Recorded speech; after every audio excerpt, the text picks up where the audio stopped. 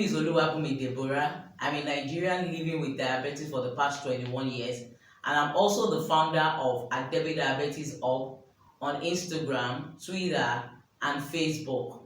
You can kindly go or check below this video to follow us on all our social media platforms to get the best tips from a Nigerian that's been living with diabetes on food, lifestyle, and effective management of diabetes. Thank you. So guys, before we move into the 15 factors that affect your blood sugar control aside from carbohydrate and sugar, I really appreciate you guys if you can subscribe to my clicking on the like button. Thank you. So through my journey of 21 years living with diabetes, one of the things that someone living with diabetes can totally relate to is that there are some days they are not just for you, literally. Like for example, there are some days that you will have done all that is required of it. When I mean all, I mean you eat the proper diet, proper portion control size, you take your medication, you exercise.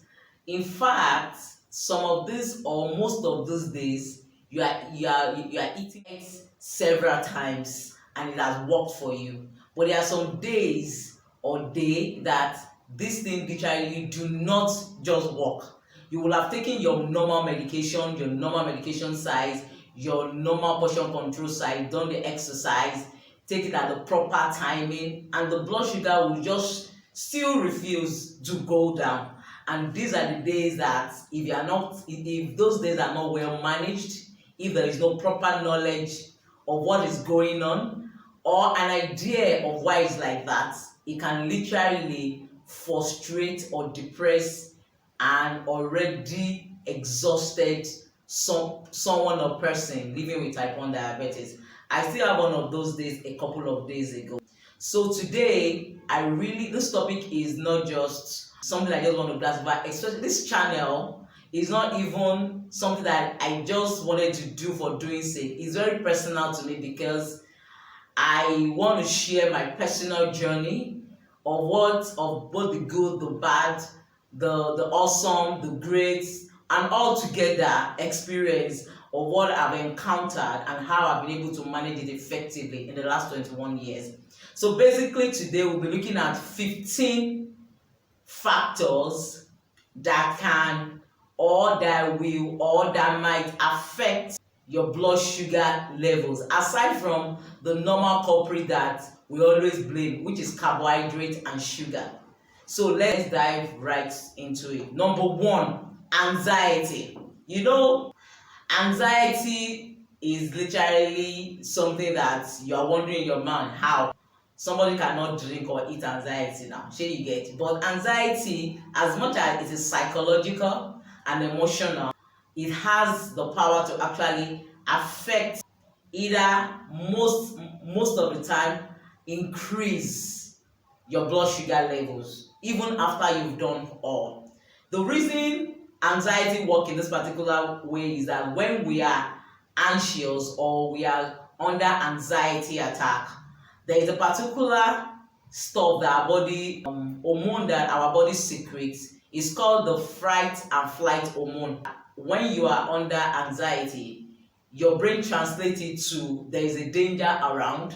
So your body literally secretes this particular hormone that is translated to glucose, extra glucose. So in those days that you are anxious, maybe if over a particular job, over a project, over a loved one, over anything, literally, no matter how small it is, your body literally go on overdrive and release hormone that is literally like glucose or sugar. So no matter what you do in those days, no matter how diligent or how disciplined or how on point you are with your medication and your diet and everything relating to diabetes, you are literally most likely will have a high blood sugar on those days. Moving on, number two, lack of sleep. We are shocked, Abby. Me too, I was shocked though years ago when I started growing in my involvement with church and God and a lot of other things. So we normally have video in my place of worship. So I realized that the days that I go for video, and my own church video is always on point, not the normal prayer. So we normally have worship section, we have drama sometimes, we have word section. So I'm always awake all through between 12 and 5 a.m. So I realized that when I finish the video and I get home in the early hours of the next day and I sleep, I just discovered that the next day I'm literally running after my blood sugar. My blood sugar is just all over the place, high, despite that, despite the insulin medication and proper diet and everything. The next day and sometimes the next 2 days is a mess. That was one of the reasons that drove me to start doing investigation. I discovered that lack of sleep, or what we call video here in Africa or Nigeria, can literally mess up your blood sugar the next day. I think the reason is the same with the number one, which is your body has to, because your body is not properly rested, so your body has to release extra hormone, which is translated as glucose, to help you through the day. So on those days that you do not sleep well, maybe you are watching a movie, you are gisting with that your friend all through the night, you are doing midnight calls. As someone living with diabetes, it might literally frustrate or lead to a lot of frustration the next day or day, and it might make it difficult for you to be able to manage your diabetes very well. So sleep is a must in effective diabetes management. Moving forward, number 3. So number 3, for the female folks, this is for you, hormones. So when we say hormones, we literally means premenstrual hormone, menstruation hormone, post-menstruation hormone, any hormone at all that will lead to fertility or around that whatever, has the high tendency to actually increase your blood sugar. Because insulin itself is an hormone. A lot of people are not aware of this. So when your hormone is gearing up or getting ready or moving all over the place for that time of the month, it has a way of scattering the normal hormone arrangement, and in turn can mess up your blood sugar control for those periods. So in case you are wondering why is that my blood sugar is always doing anyhow during my period, or why is it that it's only doing anyhow during my ovulation, or why is it that I'm always feeling a particular way and all that, it's literally your body trying to focus on the conception or the fertility hormones for that particular time of the month. So now you know why the blood sugar is always doing anyhow during that period. So the number 4 on this list is infections or diseases. So I'll stay on the infection on this. So a lot of people living with diabetes do not know that something as small as common cold. So I'm talking about catarrh. You know, in Nigeria we call it catarrh. Something as small as sneezing, or you have catarrh, or just small cough, can literally make your blood sugar to go over the roof. The reason is that, like I said in the number 1 factor, your body is under stress. So the moment your body is under stress, the body is made in a way that extra energy or glucose will be secreted to help your body cope and fight off those infections. So if anytime that you notice that your throat is scratching you, or your nose is doing you anyhow, please and please, if you are somebody that is living with diabetes, especially type 1 diabetes, or you have a loved one, quickly make them to quickly counter that infection and do the needful before it gets to the real whatever that messes up the blood sugar. And the next one on this particular number 4 again is disease. When I mean disease, I mean something as small as yeast infection for female, thrush infection, which is like the side effect of antibiotics. Anything as small as toilet infection, just a slight of toilet disease or STI or thrush or yeast can literally shoot up your blood sugar level so high that you are wondering, whoa. So one of the ways to counter this particular factor is to ensure that the moment you sense all those stuff, you just quickly see your doctor and talk to your pharmacist and get it under control, or else it might frustrate you when it comes to your blood sugar management. Going forward, so number five is medications. Under medication, I'm talking about antibiotics, supplements and multivitamins. I'm talking about anti-inflammatory drugs. I'm talking about corticoids. I'm talking about agbo. The agbo, the agbo now, the concoction that we cook together, all those stuff can literally affect your blood sugar control. It can affect it, either bringing it too low or bringing it too high. So you want to talk to your doctor if you want to engage in all those stuff. And then the period that you want to start, that you're starting this medication, you want to keep a tight monitoring of your blood sugar levels. It's highly important. It can be fatal if handled carelessly. So moving on to number 6, stress. Stress, I noticed that in this part of the world, there's a glory that is wrapped around stress. Like, people glory in stress. Like, something like, people glory in working hard, in hustling, the hustling, the whatever. I'm telling you, if you're someone that is living with type 1 diabetes or any kind of diabetes, stress is not your friend though. Because the moment your body is stressed, the moment there is a signal to your brain that you are stressed, I'm telling you from personal experience of over 21 years, your body is going to secrete that glucose. You see, that glucose is not your friend.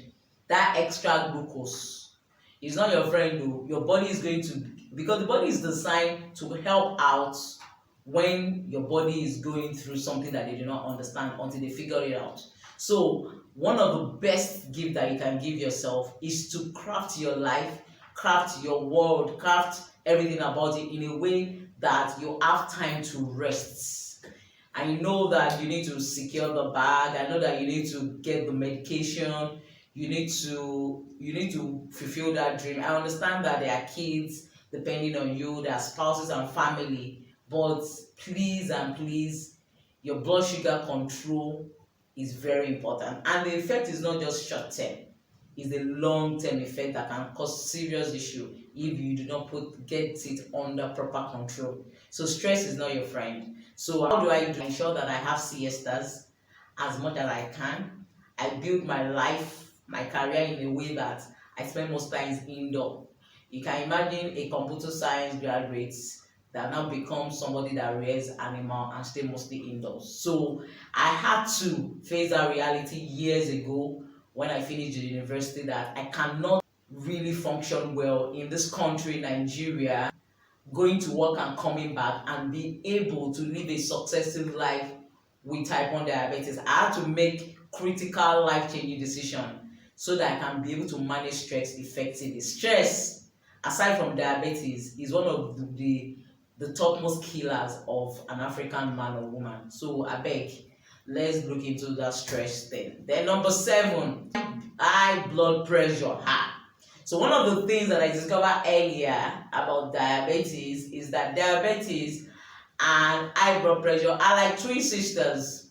Most of the time, when you get one, when you see one somewhere, the other one is hovering around it, waiting for you to open the door so that they can step in. One of the things that always shocked a lot of people, especially my doctor, is that in my years of 21 years of having type 1 diabetes or living with type 1 diabetes, I do not have high blood pressure.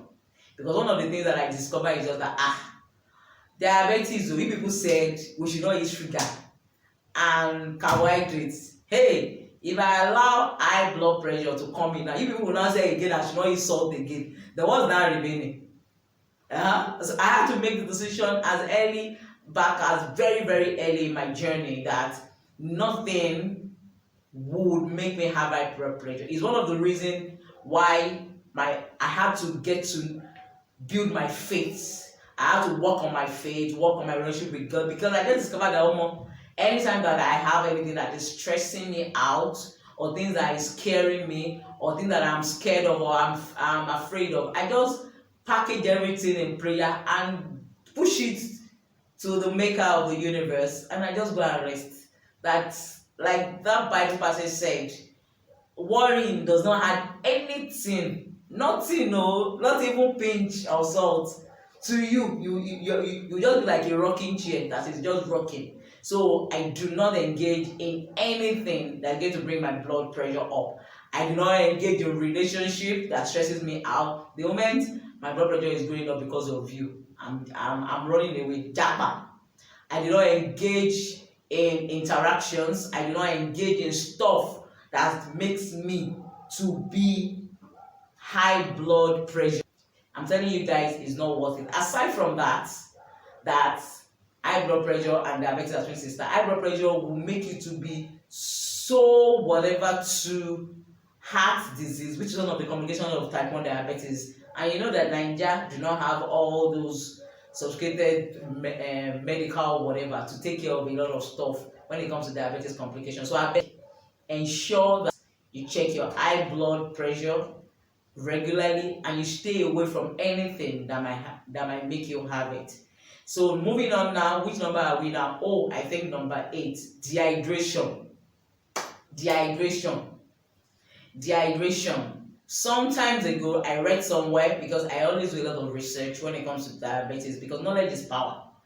So I read somewhere that the moment you are feeling that you are thirsty, you are already dehydrated.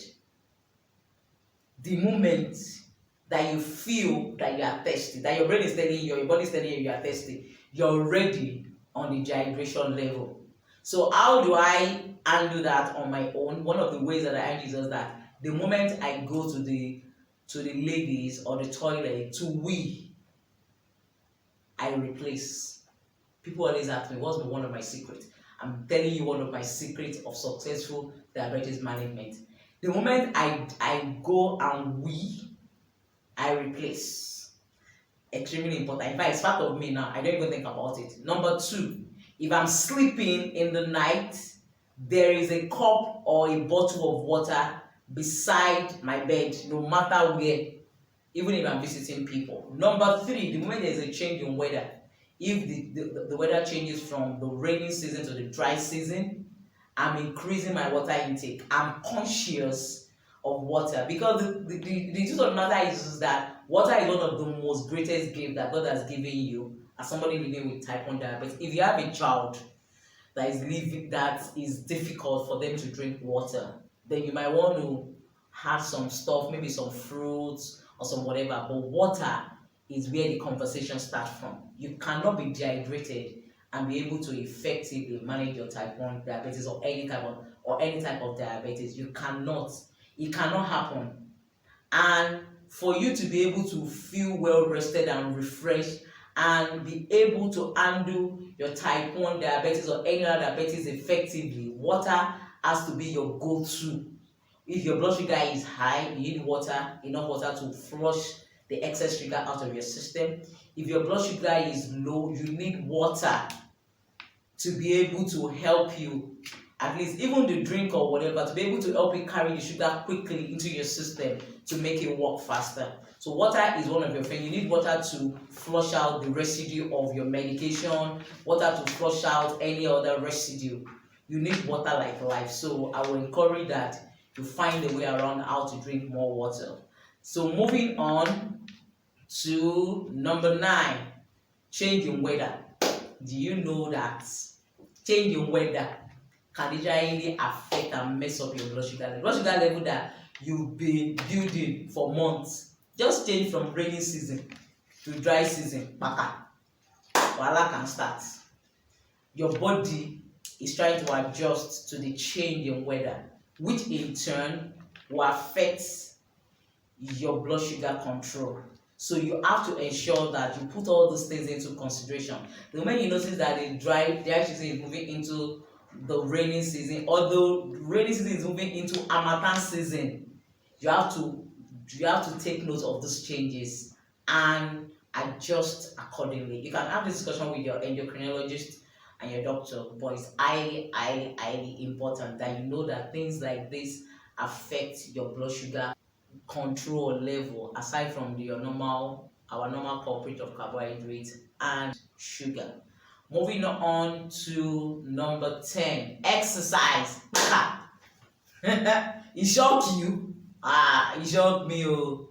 Exercise, the seemingly important parts of managing diabetes, can also mess up your blood sugar control. Please ensure that you discuss when you want to start your exercise with your doctor. And even when you are starting, I always encourage people that when you are starting, you need a strict monitoring of your blood sugar and a blood sugar control log. As in, you need like where to jot down and monitor it closely. Abeg, something as small as just walking, like walking or brisk walking, not even jogging or walking. Not as of now doing tread. If the walking is either on the road or on treadmill, whatever it is that you want to engage in exercise, please let your doctor be aware. If your doctor is not aware, then you need to keep a tight control on your blood sugar level. That means you check it before you start the exercise, you check it after you finish immediately, and when you are on your exercise, you are holding something to correct your blood sugar in case the thing drops. But most likely it will first go up before it comes down, and it can crash, hours even after you finish the exercise. So you might want to ensure that you pay attention to these particular details before you start exercise. It can mess up your blood sugar control. Now, number 11, Down phenomenon. Okay, Down syndrome, like I normally call it. So, a couple of years back, there's this thing that keeps on happening to me. Like, I always like to check my blood sugar during the night, maybe like 3 a.m., just to be sure. So anytime that I rise up, use the toilet, when I come back, I drink a cup of water, and I want to know like where is my blood sugar right now, just to be sure. So I'll wake up by 3 a.m., check my blood sugar, perfectly normal. Then I will sleep. Then I wake up by 5:30 or 6, and it's like double or triple. And I always wonder, did I eat in my sleep? God forbid. What happened? And that was one of the things that drove me to go and start doing research on it. And I stumbled upon Down syndrome. So what is Down syndrome in a layman's language? It's usually like there are some people that are living with type 1 diabetes or normal diabetes that experience Down syndrome. I don't have a percentage right now, but I have a plan to actually do a whole video on Down syndrome and how you can actually put it under control. So Down syndrome, what happens is that your body just secretes, like your body dashes you sugar that you need in the morning. Like, you might be busy before you remember to eat, and you have a deadline that you need to make up in the morning.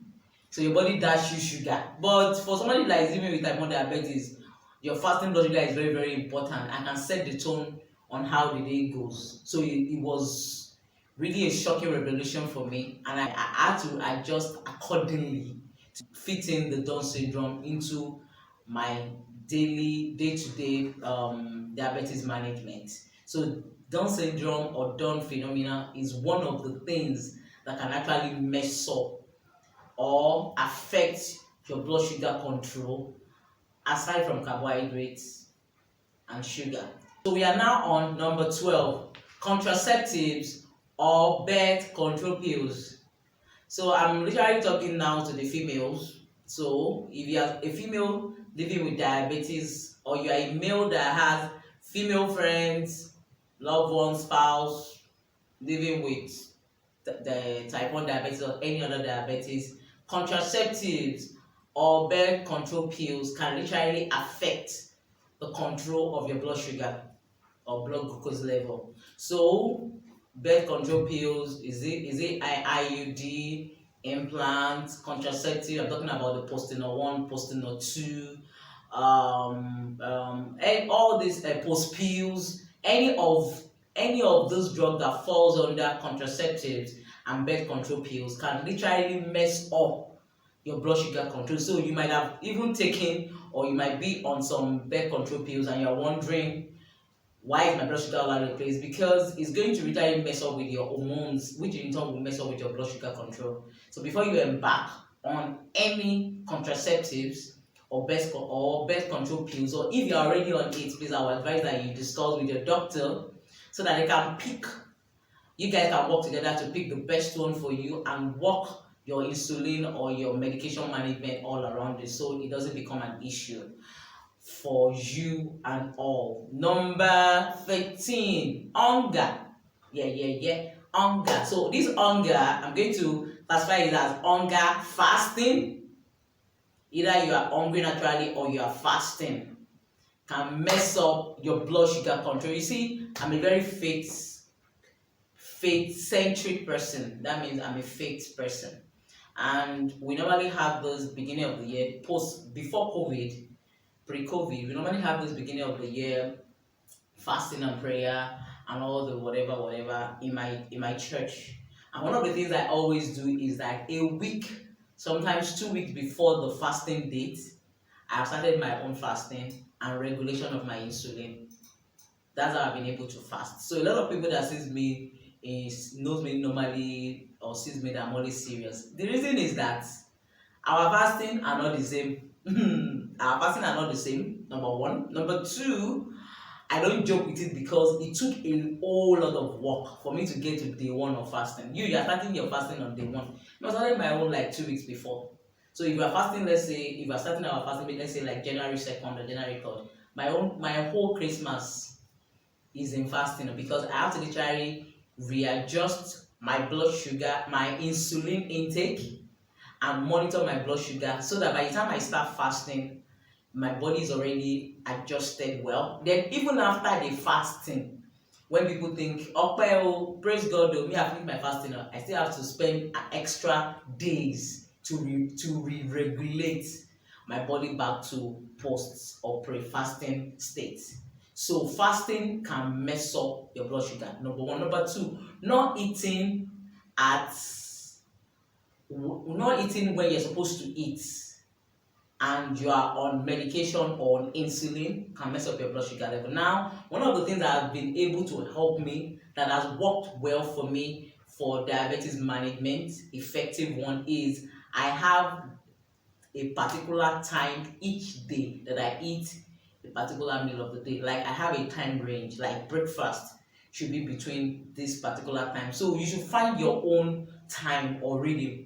If it's that you are a morning person, you like to eat your breakfast between 7 and 9, let it stay there, because the moment you plan your day like that, your body will be adjusted and in line, and it helps for proper sugar management. It helps a lot. Your body is, especially when you are on insulin, like I am on long acting insulin and short acting insulin. You see, my long acting insulin, which is my basal, works exactly like clock for years now. Is a 12 hours. I take it twice a day, so it's a 12 hours regime. So the moment I'm nearing 11 hours, my body is already letting me know that that first shift is almost off. I'm almost ready for the second shift. But imagine if I'm not taking it at a particular time, like I take it and clockwise, I take it at a particular time every day. Imagine if I'm not taking it, I won't be able to know, my body will not be able to signal. And imagine if I'm taking it and I'm not eating at a particular time range, it's really going to mess up and it's going to be stressful. That's why a lot of people living with diabetes find it stressful to put their blood sugar properly under control and also to handle it well, because they just eat anytime they feel that they are hungry. No, you don't do that. We don't do that in our diabetes family. We eat at a particular time. It doesn't have to be time. It can be between 7 and 9 in the morning. Then we have when we eat in the afternoon. If you are an afternoon person, me, I'm not. Then we eat in the evening at a particular time. It helps you to manage your blood sugar well. It helps your body to know or to expect a particular thing and to signal to you. Then it helps you to rest well and sleep well. Because aside from diabetes, there is still a whole lot of life that we have to take care of. Sure you get. So moving on to number 14. We are almost finishing this particular video. This is a very sensitive one. So sex enhancing drug, or there is a new one now that they say organic. It doesn't matter um organic. So the example of the organic is all the gorotula, all the sugar lump, then the synthetic one, Viagra or any other one.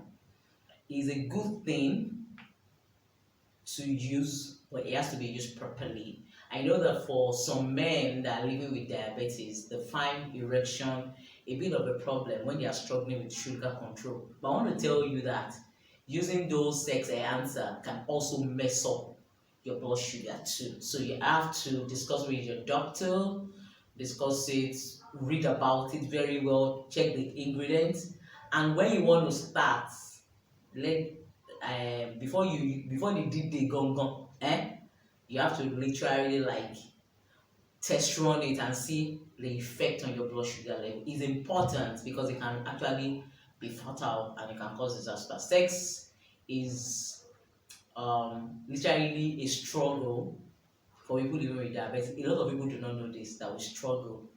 For females, there is dryness of vagina, there is a whole lot of stuff.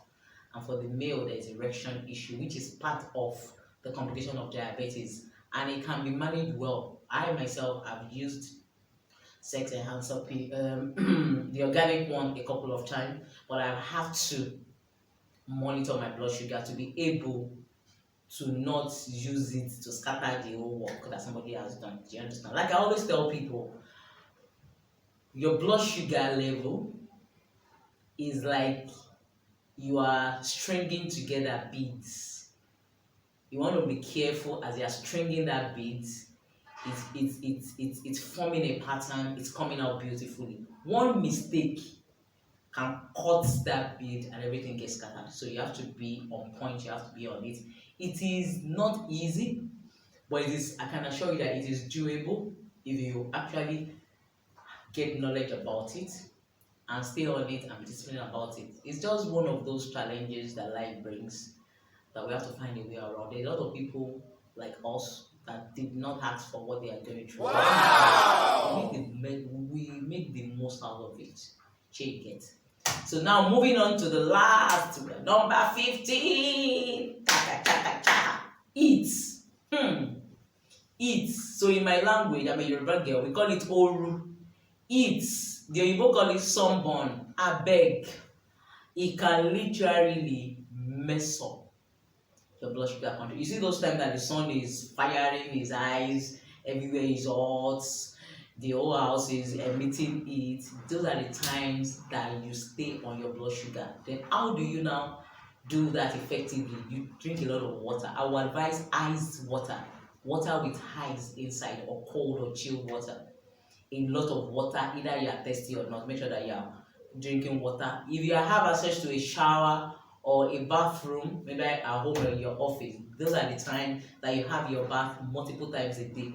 If you are indoor, those are the times that you do not clean your body so that your pores can emit out the heat.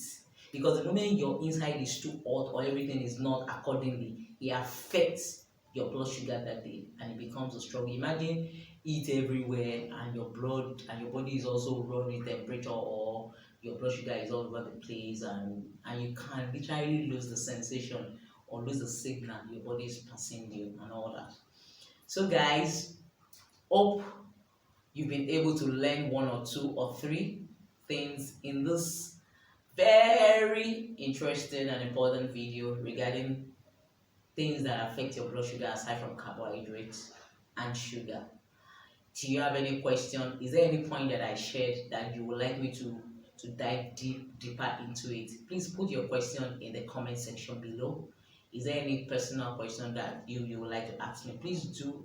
And is there anything that I did not add that you've noticed in your diabetes journey that you would like to add to what I just said in this video? Please write it down in the comment section, and it will be so nice to to engage and to communicate and to relate with you and all that. My name is Oluwabumi Deborah, and it's been an awesome time sharing this tiny knowledge out of a whole lot that I've seen and I've been through in the last 21 years. And hope to see you in my next video. Thank you.